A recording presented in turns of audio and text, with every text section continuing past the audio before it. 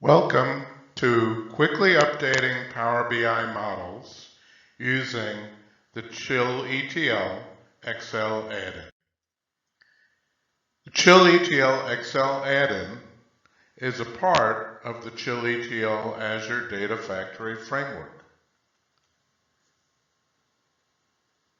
This framework is a great solution if you are or plan to run your ETL in the Azure cloud.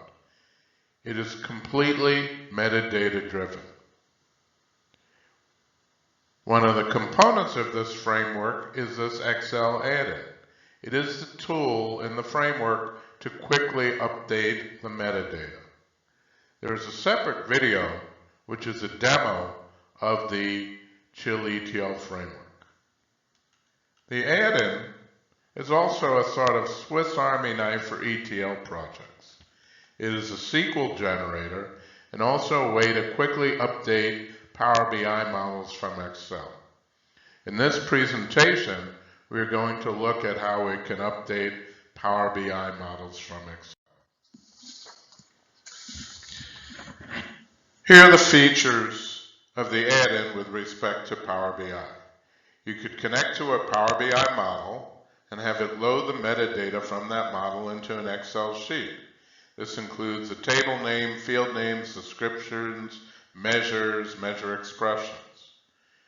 It also can update the Power BI model from Excel. You can just update the Excel sheet and have the add-in update the model. In other words, it can both reverse and forward engineer. Here, we're going to look at the Read PBIX feature. This feature reads a Power BI model, which is open in the Power BI desktop, and reads the metadata from that model into an Excel sheet. So the model has to be open in the desktop, and then from Excel, you launch the Read PBIX feature. Let's take a look at how this works. Got our blank Excel sheet. And then we have a Power BI report or model open in the Power BI desktop. Then from Excel, we choose Read PBIX from the Chill ETL ribbon, put in the Excel sheet name that we want created, and then click Read PBIX. And then we could close this dialog, and you could see it's read in the tables, the columns, descriptions, display folder, and other information about that model.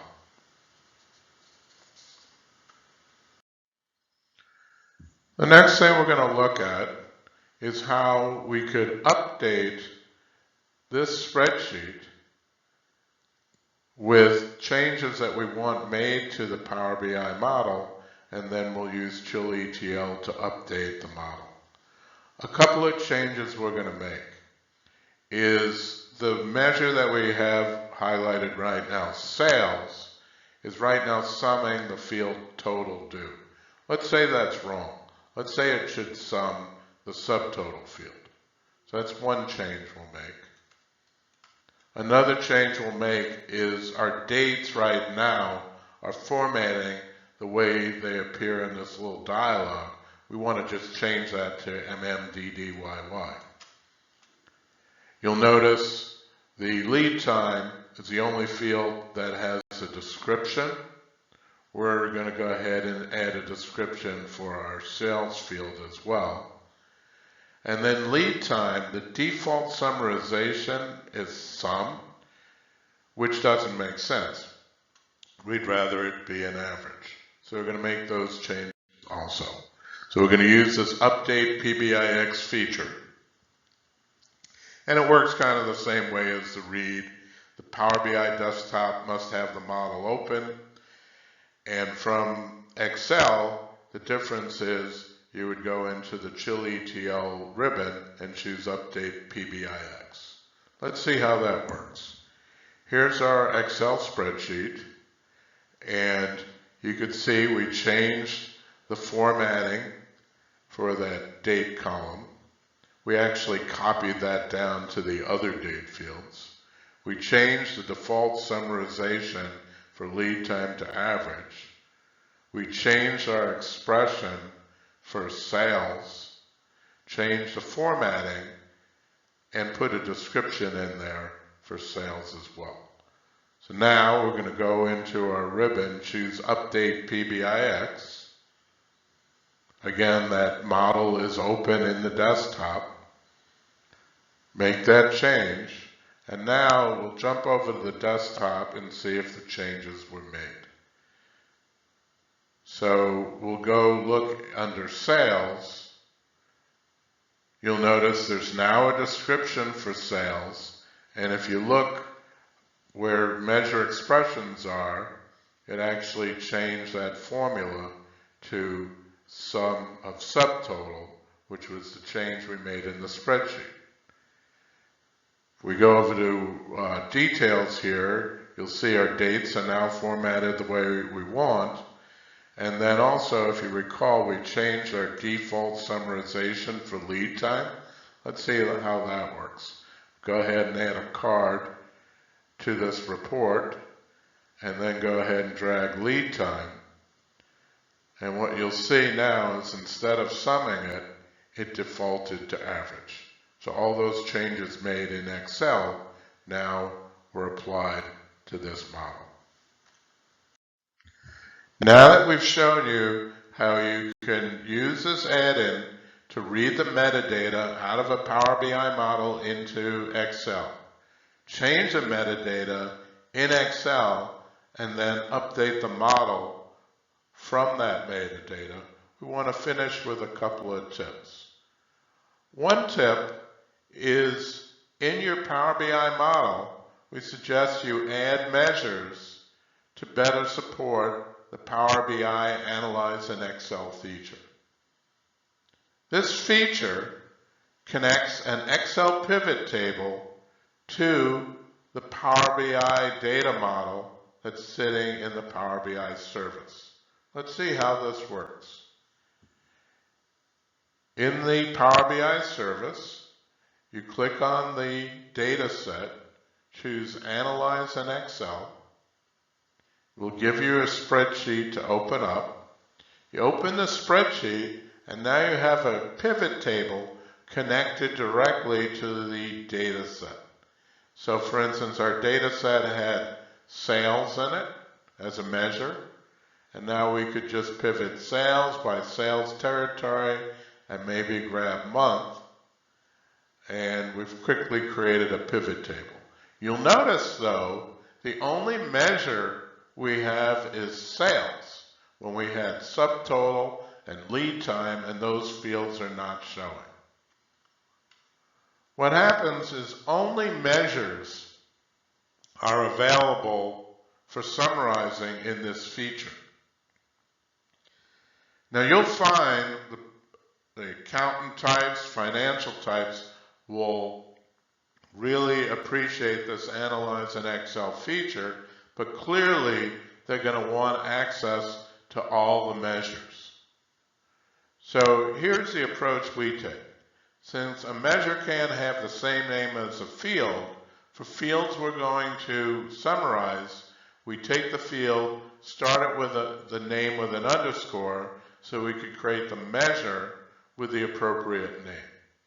We then hide the field with the underscore so the user is not confused. Let's see how we could do this quickly using this chill ETL feature. Here's our metadata again. What we're going to do is, you could see we've added some measures to it. We've added our average lead time and put a description in there. We've also added in a distinct count on the sales order number. And then we also are going to add some summations off of our freight. And here's where this tool can really save you some time.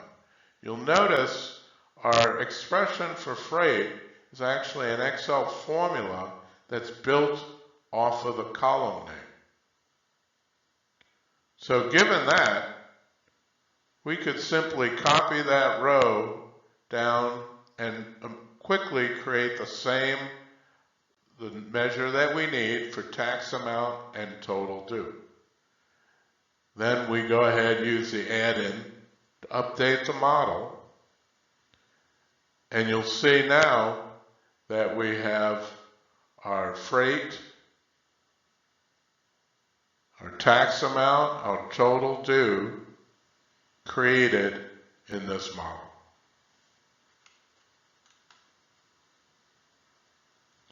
Then, when we jump into the Analyze in Excel, all these measures are now available to the Excel user.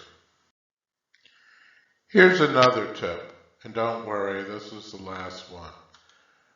The tip is to build a data dictionary in Excel with useful field descriptions.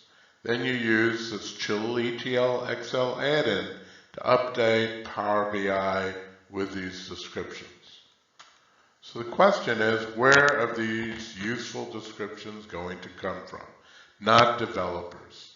If you've ever seen a developer with a description, you could have a field like net revenue, and the developer will say, this is the net revenue field. The right people to do these descriptions are the business users. You tell them, it's your data, you're the ones who need to understand it, so you're the best people to put these descriptions in.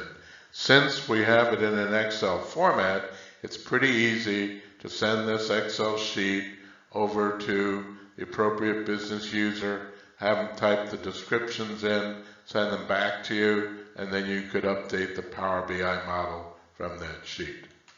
You could also have this dictionary contain user-friendly names that are maintained by these business data stewards. You would then create SQL views using these names and then use these views in Power BI. There would never be a reason to rename fields in Power BI, making it easier to maintain all your Power BI reports.